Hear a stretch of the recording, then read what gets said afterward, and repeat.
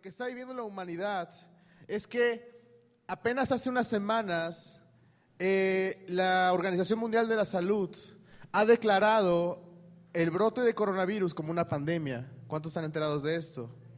Una epidemia es, aquí dice, una epidemia es una enfermedad que ataca a un gran número de personas o animales en un mismo lugar durante un mismo tiempo.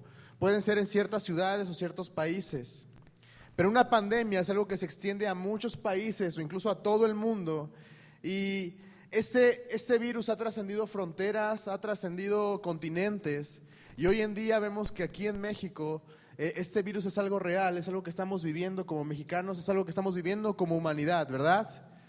Y hay mucha información, el panorama va cambiando.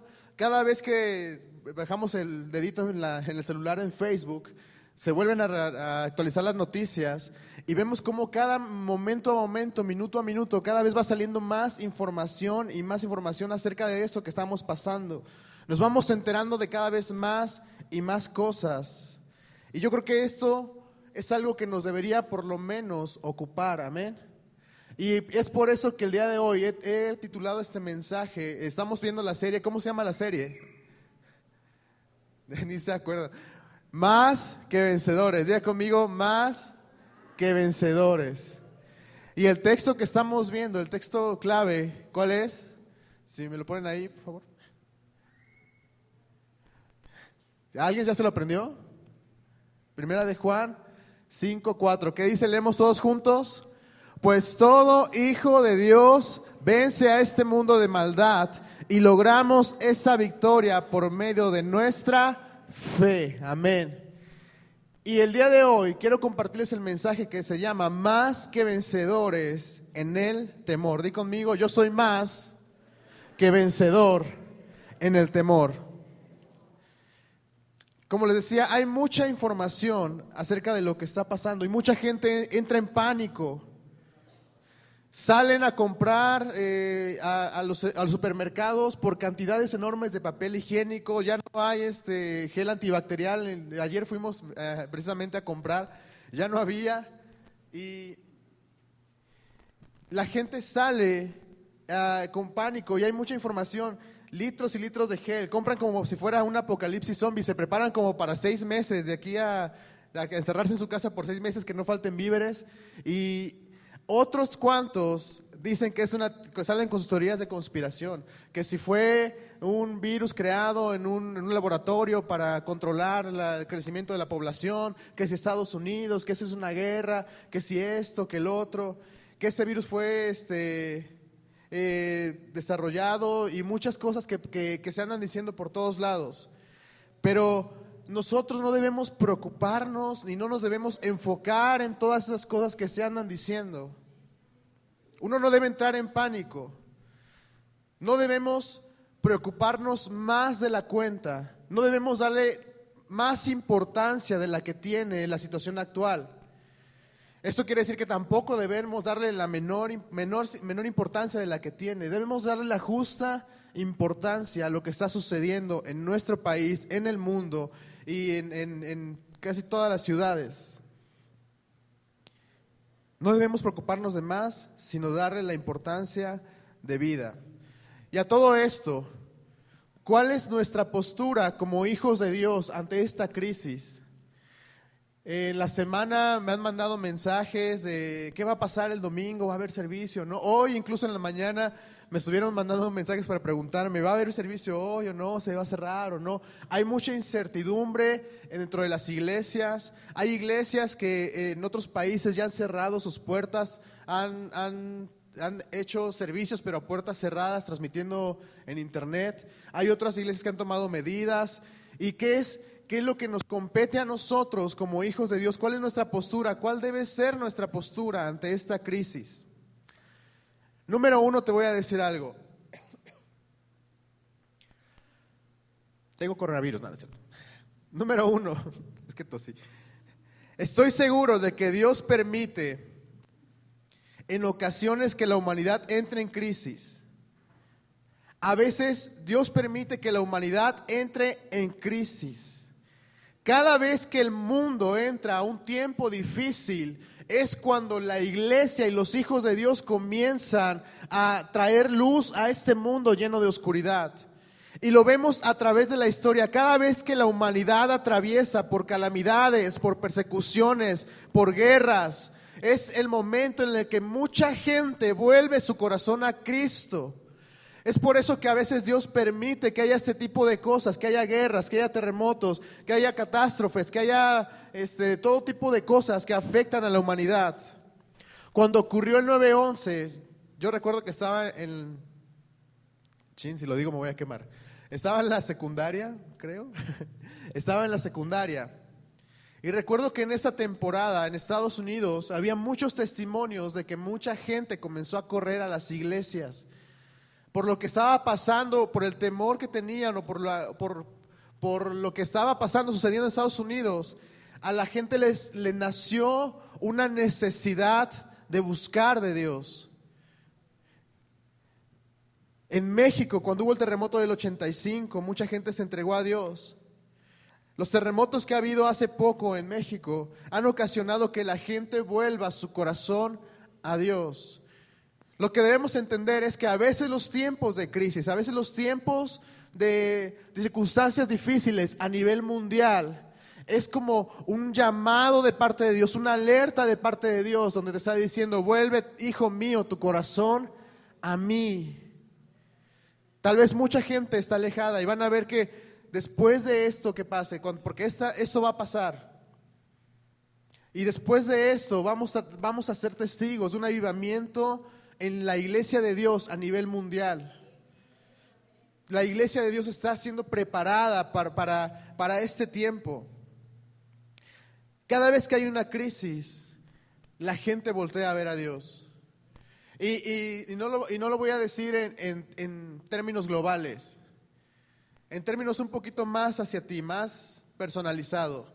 Cada vez que tú entras en un problema difícil, lo más probable es que busquemos a ver a Dios. Cada vez que hay problemas en la economía, en la familia, una enfermedad, el ser humano por naturaleza busca a Dios. Es por eso que a veces Dios... ¿Cuántos vinieron aquí por alguna necesidad? Que conocieron a Dios porque tenían alguna necesidad. Yo creo que muchos, todos de nosotros, nos acercamos a Dios en un tiempo de necesidad de nuestra vida, en un tiempo de crisis. Y si pasa en nosotros como individuos, ahora imagínense en la humanidad. La iglesia primitiva vivía un tiempo de bendición. Dice la Biblia que todos compartían las cosas, que compartían el pan en la iglesia y las casas, que cada día se iba agregando a la iglesia a los que debían de ser salvos. Era una iglesia que vivía una gloria increíble de parte de Dios. Todo era bonito, todos caminaban, yo me imagino todos de la mano cantando canciones, todos en Jerusalén bien contentos. Y adivinen qué pasó. Bueno, no adivinen, ¿quién me puede decir qué pasó? Hubo persecución en la iglesia. De pronto hubo un decreto donde los cristianos debían ser perseguidos y fue un tiempo de crisis en la primera iglesia, en los primeros cristianos. Y esa crisis ocasionó que todos tuvieran que salir de Jerusalén, tuvieran que salir de su ciudad. Y a donde iban predicando el evangelio, y como consecuencia de eso el evangelio se extendió a todo el mundo. Amén. Entonces a veces nosotros vemos las crisis como algo malo. A veces vemos las crisis como algo en lo que nos tenemos que tener temor, nos da miedo, nos sentimos angustiados. Pero di conmigo, Dios usa las crisis para enseñarme algo. Dios usa las crisis para mostrarnos algo.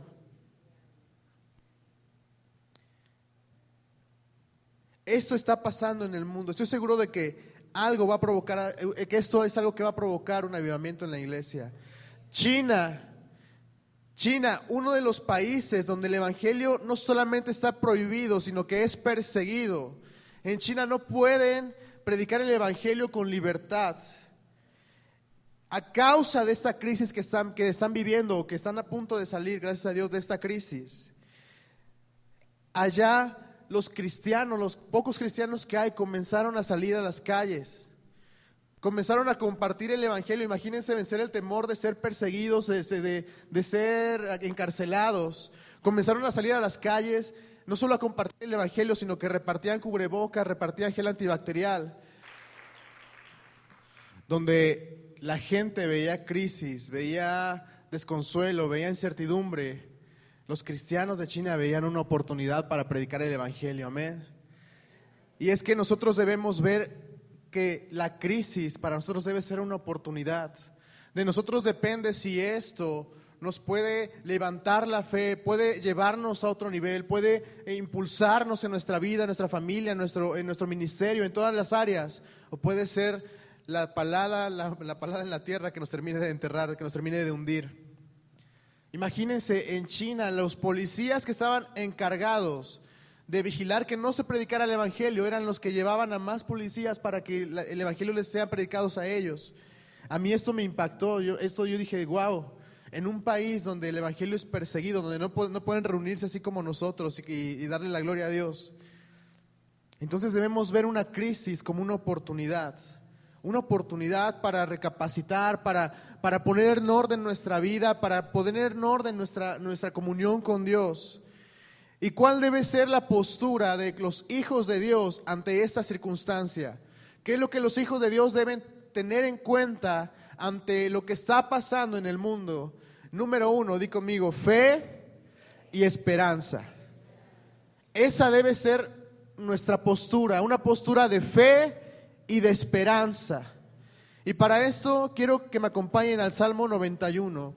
Vamos a leer, yo creo que es un salmo que nos conocemos todos, pero vamos a leer algunos versículos salteados. Es versículo 1 y 2, versículos 5 y 6 y versículos 9 y 10. Hasta sin leer, hasta con los ojos cerrados. Dice así: el que habita al abrigo del Altísimo morará bajo la sombra del Omnipotente. Verso 2: diré yo a Jehová, esperanza mía, castillo mío, mi Dios, en quien confiaré. Verso 5: no temerás al terror nocturno, ni saeta que vuele de día. Verso 6: ni pestilencia que ande en la oscuridad, ni mortandad que en medio del día destruya. Verso 9: porque has puesto a Jehová, que es mi esperanza, al Altísimo por tu habitación, no te sobrevendrá mal, ni plaga tocará tu morada. ¿Cuántos lo creen? ¿Cuántos lo creen? Amén.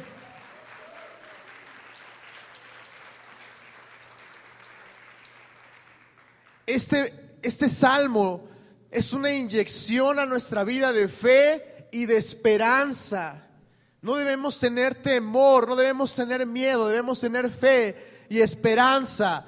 Pero, di conmigo, pero, aquí es donde la cosa se pone difícil. Porque este salmo, si bien es un salmo que todo mundo nos conocemos, algunos hasta de memoria, y algunos hasta lo tienen en su casa, en una Biblia abierta ahí en la entrada, para que sea como una protección, como un amuleto o algo. Este es un salmo que yo considero, o yo veo que es uno de los salmos que tienen una promesa condicionada. Di conmigo, promesa condicionada. ¿A quién no le gustaría morar bajo la sombra del Omnipotente? Decir que Dios es nuestro castillo, que confiamos en Dios, que no temeremos terror nocturno ni saeta, que no nos sobrevendrá mal, ni plaga tocará nuestra morada. ¿A cuánto nos gustaría poder decir eso? Pero para poder decir eso, mi hermano, hay una condición. Y esta condición está ahí en el verso 1. Y muchas veces nos lo saltamos y lo leemos y nos gusta más lo que dice abajo. Pero al principio de ese salmo dice: el que habita. Di conmigo, habita. Esta protección, estas bendiciones, estas promesas no son para todos, mi hermano. Hay una condición en este salmo y es el que habita. El que habita. Si yo te preguntara en esta ocasión, en términos naturales, en términos terrenales, ¿dónde vives o dónde habitas? ¿Qué me responderías? En mi casa. Yo creo que todos diríamos en mi casa, sea propia, rentada, pero ahí vivimos y ahí habitamos, ¿verdad? Tú podrás ir a trabajar todas las semanas, podrás ir a la escuela toda la semana, incluso venir a la iglesia una que otra vez por semana o los domingos incluso. Pero si hay un lugar donde tú puedes decir que vives y habitas, ¿es dónde? Tu casa. ¿Por qué? ¿Alguien me puede decir por qué tú puedes decir que habitas ahí? Si andas en el trabajo casi todo el día o en la escuela la mitad del día, ¿por qué tú me puedes decir que habitas en este lugar, en tu casa? Pues es donde estamos más tiempo. ¿Qué más? Porque nos sentimos seguros, porque es donde descansamos, porque es donde nos sentimos confiados, porque es donde podemos ir y olvidarnos de todo el ajetreo del mundo. Es el lugar donde te sientes seguro, donde puedes descansar, donde podemos dormir tranquilos, donde nos sentimos protección. Y lo más importante, a menos que estés de vacaciones, es el lugar a donde regresas todos los días. A menos que estés en comisión por algo o algo así, pero en tu día a día normal, puedes trabajar de lunes a viernes, pero al trabajo no regresas todos los días, al menos que te esclavicen ahí, ¿no? Pero en tu casa es el lugar a donde tú regresas todos los días, donde hayas protección, donde duermes tranquilo, donde te sientes seguro, donde hayas descanso. Ahora díganme, ¿qué significa el salmo, el que habita al abrigo del Altísimo? Exactamente lo mismo. Los que habitan bajo el abrigo del Altísimo son aquellos que en Dios encuentran su protección, que en Dios se sienten seguros, que en Dios encuentran descanso y que todos los días llegan a la presencia de Dios, porque ahí es su habitación, es su hogar, ahí habitamos. Estamos en el trabajo, pero nuestro corazón está en la presencia de Dios. Estamos en la casa, en el hogar, en la escuela, en todos lados, pero nuestro corazón está en la presencia de Dios. Y son aquellos que habitan, que hacen de la presencia de Dios su hogar. Son aquellos que pueden encontrar todas estas bendiciones. Ya vi silencio, mi hermano. Ya dijeron todo iba bien. Todo iba bien, pero es Biblia, hermano, está aquí escrito. Y a veces nada más queremos ver lo bonito, pero no nos gustan las condiciones. Nos gustan las bendiciones, pero no las condiciones. Vemos las promesas y decimos, aleluya, lo recibo. Pero la Biblia te dice, sí, mi hermano, pero para que lo recibas, debes hacer de la presencia de Dios tu casa, tu habitación. ¿Cuántas veces horas en la semana? ¿Cuántas veces te pasas en la presencia de Dios en la semana? Tú me dices, no, pues sí, nada más los domingos. Ahora imagínate que tú nada más regresaras a tu casa los domingos. Yo creo que ni el perro te conocería de repente. No, ¿este quién es? Los hijos le dirán a tu esposa, mamá, este señor quién es, no lo conocemos, ¿a qué viene? Se parece al lechero, ¿no?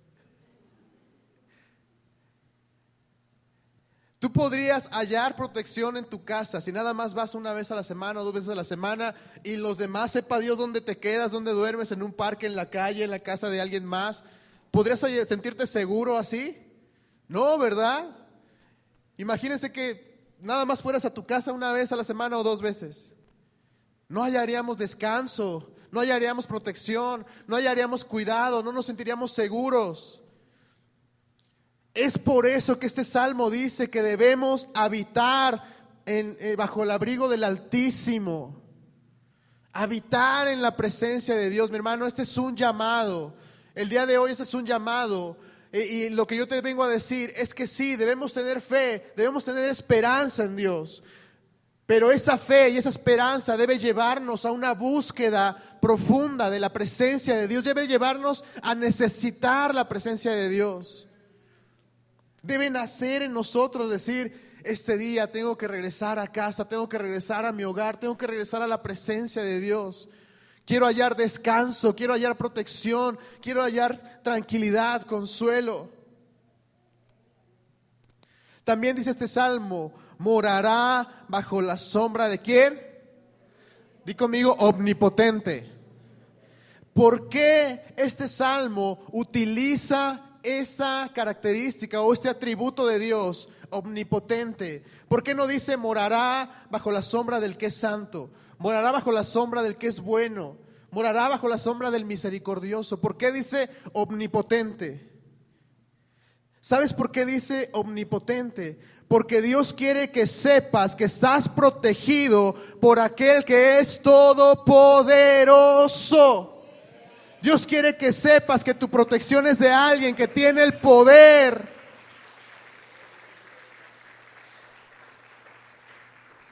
Dios quiere que sepa que tu protección viene de aquel que no hay nada imposible para Él. Él tiene el poder para sanarte, Él tiene el poder para restaurarte, Él tiene el poder para levantarte, Él tiene el poder para bendecirte. Es por eso que Él dice que morarás bajo la sombra del omnipotente. Mi hermano, ¿qué más confianza necesitamos? ¿Qué más tranquilidad necesitamos de saber que el Dios todopoderoso, que el que hizo los cielos y la tierra, el universo con el poder de su boca, es aquel que nos protege, que estamos bajo su sombra, bajo su abrigo, bajo el todopoderoso, omnipotente, todo lo puede? Por eso no debemos tener temor. Dios no nos ha dado espíritu de temor. Dice la Biblia que Dios no nos ha dado espíritu de temor. No debemos tener temor, hermano. Si Dios está conmigo, ¿quién contra ti? Tú y Dios son mayoría. No debemos tener temor. Dice este salmo, no tendrás temor de terror nocturno, ni saeta que vuele de día, ni pestilencia que ande en la oscuridad, ni mortandad que en medio del día destruya. ¿Sabes qué es el terror nocturno? Mucha gente piensa que solo son pesadillas o que no puedo dormir o esto. Pero hay gente que literal no puede dormir porque tiene temor. Hay gente que no puede dormir, no concibe el sueño porque hay un miedo. Miedo al que va a pasar mañana, miedo al que vamos a hacer, miedo a que se acerca tal vez el final del mes y falta una semana, ya no tengo más recursos, más economía. Miedo a que el diagnóstico del doctor fue un diagnóstico pues un poco consolador, ¿no? Y hay gente que tiene temor, que no puede dormir en las noches porque hay un temor, un miedo a sentirse fracasado, miedo a sentirse rechazado. Pero dice la Biblia que si habitamos bajo el abrigo del Altísimo, no tendremos terror nocturno, no tendremos temor en las noches, no tendremos temor al dormir. Dice, ni saeta que vuele de día. ¿Sabes qué es una saeta? En los tiempos en los que fue escrito este pasaje, la saeta era un arma de guerra. Di conmigo, arma de guerra. Y si tú veías una saeta, era una flecha, un arco, una flecha, saeta. Si tú veías una saeta o muchas saetas que de repente en el día venían volando hacia ti, obviamente ibas a tener un terror, mi hermano, porque tu vida corría peligro, estabas a punto de morir. Y Dios, y este salmo está diciendo que no tendremos miedo a las saetas que vuelen de día. Hoy en día, con tanta inseguridad, con la situación que está pasando en el país, a veces vivimos con temor. Y yo lo puedo entender en ocasiones. Yo puedo entender a veces las mujeres que tengan ese miedo. Mi esposa me lo ha platicado. Ya tengo miedo de salir, de subirme a un taxi, de esto y el otro. Porque sentimos miedo de que nuestra vida corra peligro. Pero debemos confiar en Dios. Dice la palabra de Dios que nuestros días están contados desde el primero hasta el último. Dios ya sabe cuándo vamos a entregar el paquete y decir, Señor, muchas gracias por permitirme este tiempo aquí en la tierra. Ya están contados nuestros días. Debemos confiar en Dios. No debemos tener miedo a lo que nos pueda pasar. Amén. Ni pestilencia que ande en la oscuridad. Eso tiene que ver con enfermedad. Mortandad que en medio del día destruya, se refiere a enfermedades. Cuando las plagas llegaron a Egipto, cuando los primogénitos comenzaron a morir, en las puertas y en los dinteles donde estaba la marca de la sangre del cordero, la muerte no entró a esos hogares.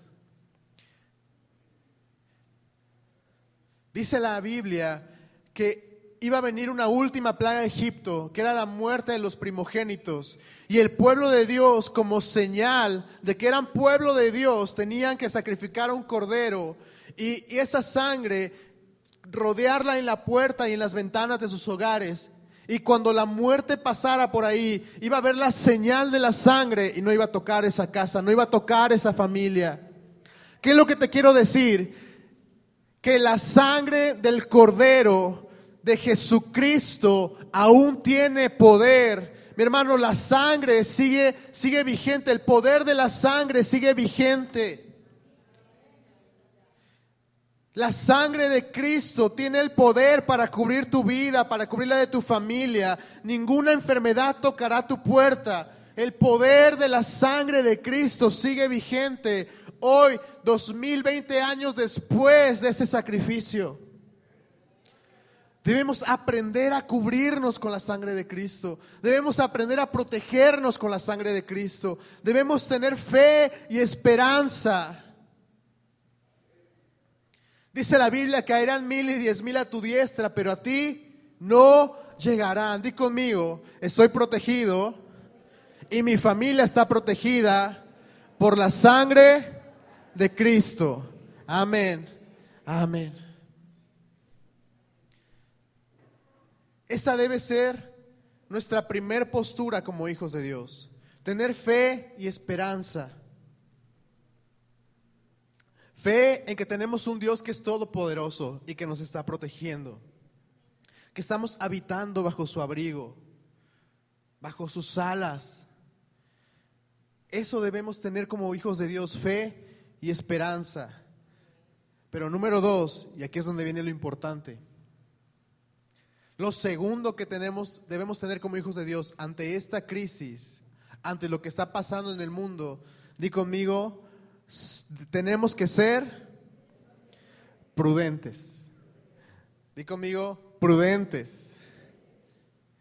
Debemos ser prudentes. Isaías 40, 13 al 14.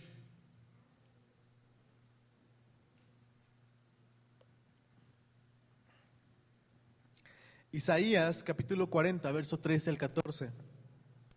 Dice la palabra de Dios así: ¿quién enseñó al Espíritu de Jehová o le aconsejó enseñándole? 14. ¿A quién pidió consejo para ser avisado? ¿Quién le enseñó el camino de juicio o le enseñó ciencia o le mostró la senda de prudencia? ¿Qué quiere decir el profeta Isaías? ¿Quién le enseñó a Dios todo esto? ¿Quién le enseñó a Dios ciencia? Como diciendo, ¿quién le va a enseñar a Dios ciencia si Él ya conoce de ciencia? ¿Quién le va a enseñar a Dios de justicia si Él es justo por naturaleza, por su esencia ser justo? Y de la misma manera está diciendo, ¿quién le va a enseñar a Dios a ser prudente? Eso quiere decir que tenemos un Dios que es prudente, amén. Tenemos un Dios que es prudente. Y si tenemos un Dios que es prudente, nosotros también tenemos que ser prudentes como hijos de Dios. Debemos reflejar el corazón del Padre. Dice que la prudencia es la capacidad de pensar ante ciertos acontecimientos o actividades sobre riesgos posibles que estos conllevan y adecuar o modificar la conducta para no recibir o producir perjuicios innecesarios. Debemos ser prudentes, hermanos. Debemos tener fe y confianza en Dios, pero también debemos ser prudentes. La fe no significa que seamos imprudentes. Como hijos de Dios debemos confiar, pero también debemos tener la precaución de seguir las indicaciones de nuestras autoridades que Dios estableció en la tierra. Y como cristianos debemos poner el ejemplo. No podemos ser ajenos a lo que está pasando. Mira lo que dice Proverbios 22:3.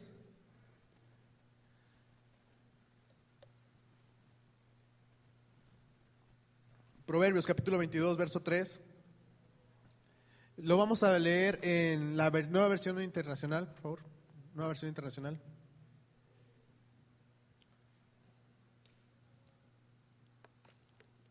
¿Qué dice? El prudente ve el peligro y lo evita. El inexperto sigue adelante y sufre las consecuencias. Es cierto que al día de hoy aún no hay casos hasta el día de anoche que estoy viendo el último reporte de la Secretaría de Salud. No hay reportes todavía en Veracruz, pero tal vez no tardando lleguen. Y cuando esto pase debemos ser prudentes. Debemos ser prudentes, hermanos.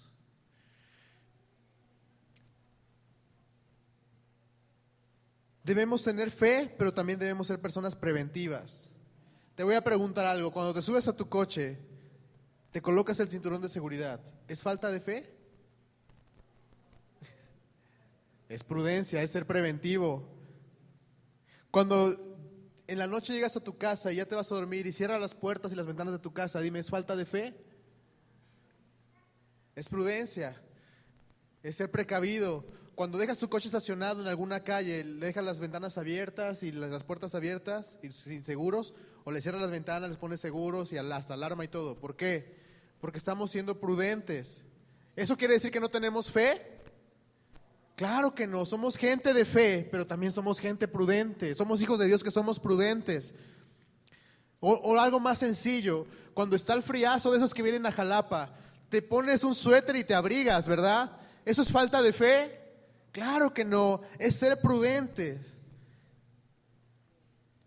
La salud y la seguridad de esta casa, de esta iglesia, es de suma importancia para nuestro pastor general.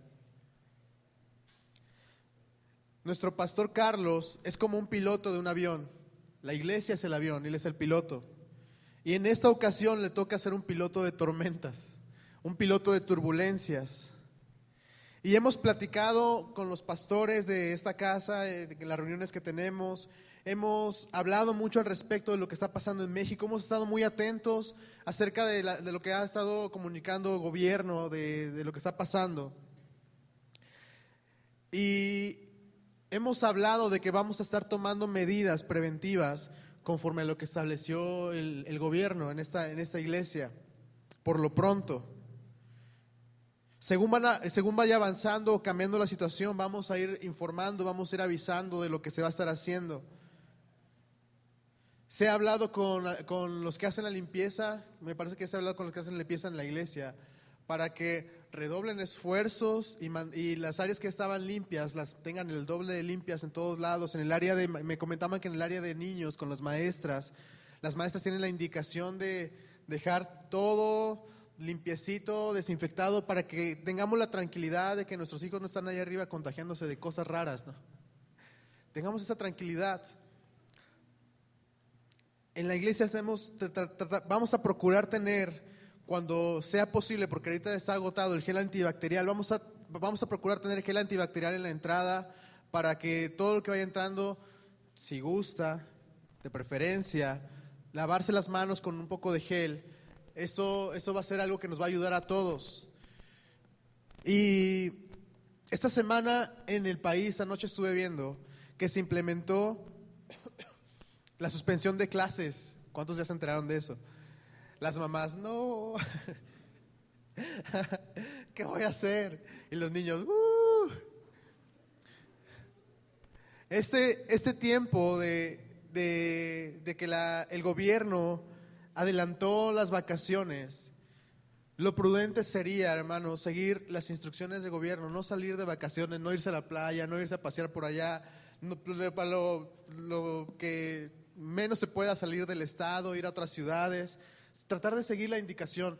Ayer vi una publicación que me impactó, que dice que estamos en México en una semana crucial, en un periodo crucial, que las siguientes 3 semanas, el periodo que nos van a dar de vacación, de que no va a haber actividades, es un tiempo crucial. De ese tiempo va a depender de que México logre controlar la enfermedad o de que se expanda. Dicen que hace 3 semanas en Italia las cosas no estaban tan graves. Pero por no actuar a tiempo, en solo 3 semanas el virus se disparó y hay mucha gente contagiada y hay mucha gente que está muriendo.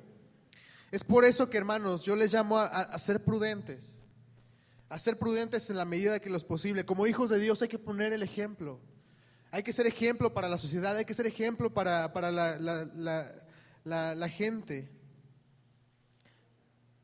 Y pues las recomendaciones que hemos estado escuchando una y otra vez al toser, bueno, no como yo, pero o traer un pañuelo o con el ángulo del codo, tratar de saludar como a ver si los orientales, ¿no? Yo escuché una vez que dicen que no es que te están saludando, es que te están escaneando porque no te ven así. ¿Este quién es? ¿Este quién es?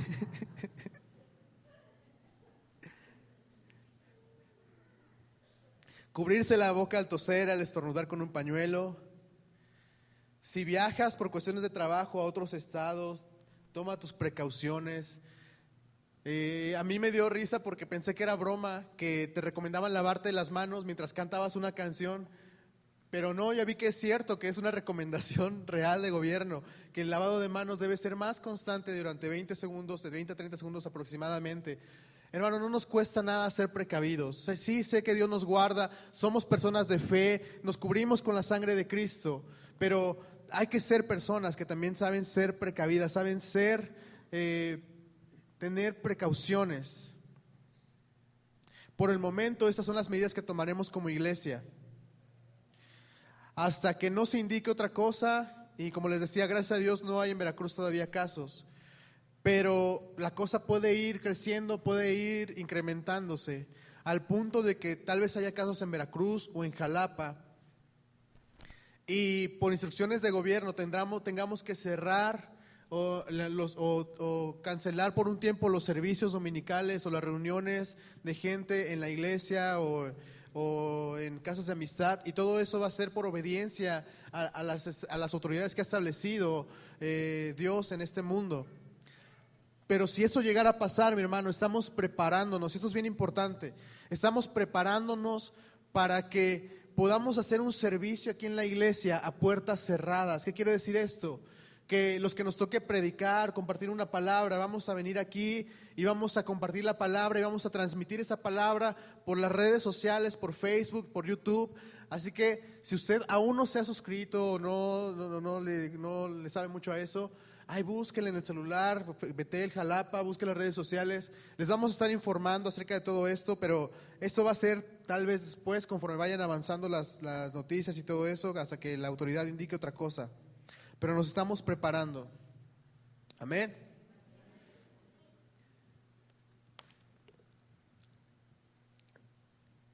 Esto puede que sea momentáneo, puede que el próximo domingo digamos ya no hay problema, seguimos como antes. Puede ser que las medidas de prevención se vayan endureciendo cada vez un poco más, pero vamos a estar atentos, ¿sale? Vamos a estar atentos a lo que dice el gobierno de lo que está pasando, a las recomendaciones que nos den como iglesias, como agrupación de personas. Y para terminar, quiero hablarte de Mateo 7, 24 a 27. Esto es algo que a mí me impresiona y me impacta mucho. Dice: cualquiera pues que me oye estas palabras y las hace, le compararé a un hombre prudente. Di conmigo: hombre prudente, que edificó su casa sobre la roca. Descendió la lluvia, vinieron ríos, soplaron vientos, golpearon contra aquella casa y no cayó, porque estaba fundada sobre la roca. Dice: pero cualquiera que me oye estas palabras y no las hace, le compararé a un hombre insensato que edificó su casa sobre la arena. Y descendió la lluvia y vinieron ríos, soplaron vientos y dieron con ímpetu contra aquella casa, y cayó, y fue grande su ruina. ¿Qué queremos ser? ¿Hombres prudentes o personas insensatas? ¿Personas prudentes o personas insensatas? Queremos ser personas prudentes. ¿Y qué significa ser personas prudentes? Fundar nuestra casa sobre la roca que es Cristo. Aunque vengan vientos, tormentas, peligros, crisis, enfermedades, ruinas, todo problema que venga, nosotros debemos estar cimentados en la roca que es Cristo. Y te voy a decir por qué. Dice que tanto el prudente como el insensato construyeron una casa. Y uno lo construyó sobre las rocas y otro sobre la arena. Pero para los dos vinieron tormentas, tempestades y vientos. Amén. No dice que el prudente se fue a construir allá en una isla caribeña donde no había... No. Dice que para los dos vinieron tormentas, vinieron vientos, tempestades.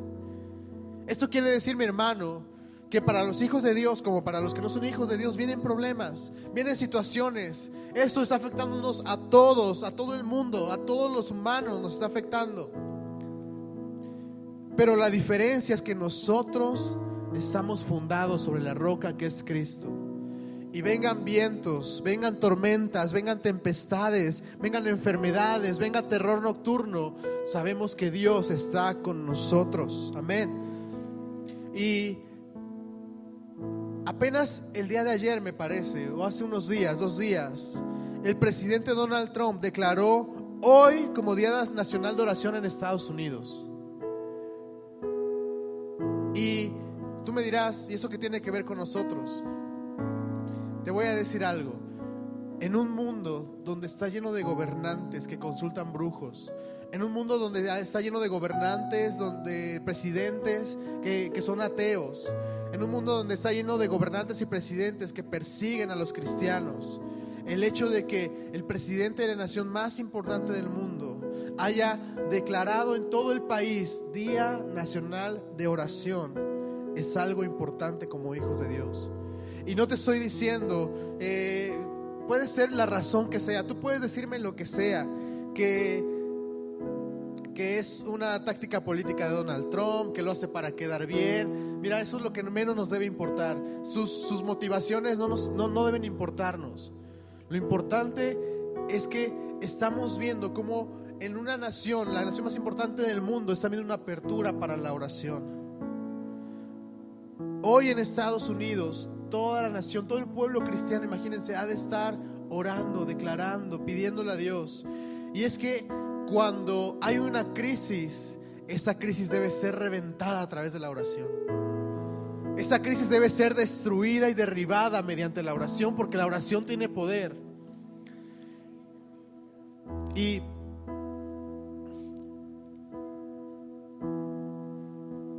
es tiempo, incluso Nabucodonosor dijo que todos conozcan al Dios de Israel.